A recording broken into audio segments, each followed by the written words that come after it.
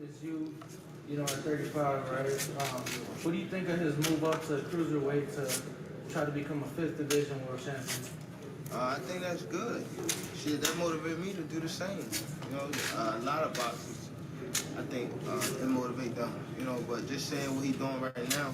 And when I said Canelo was me at 68, I wasn't talking about I was talking about boxing skills, boxing wise. Everybody took it the wrong way, saying that talk about his accomplishments. I was just saying that I have the same skill set as Canelo. At 135, 130, 140. I just feel as though that we got similar styles. If not, I'm probably more slicker. I want to say. Both great finishers as well. Yeah, but I mean, what he's doing for the sport and the sport, it just it's big. I think that he motivated a lot of young fighters like myself, to continue to try to be great. Just curious, just what would you think if he ever fought Benavidez? It seems like that's the fight a lot of fans want to see. Do you think that's a good fight out there for him, or would you want to see Charlo or someone? So just curious what you think. I mean, that's not really my say, but just them fighting each other is I think it's big for the sport. Even if he fight either one, I think it's big for the sport. I think both of them would be a great matchup.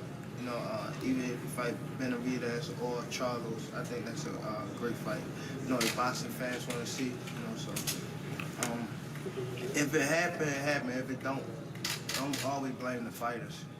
What do you make of your size, Tank? In comparison to other lightweights, since you came up from 30, do you look at them as a little bit naturally bigger than you, or not? Devin and Tiafimo on them. I think all of them. I think most of them bigger than me, like size, that frame.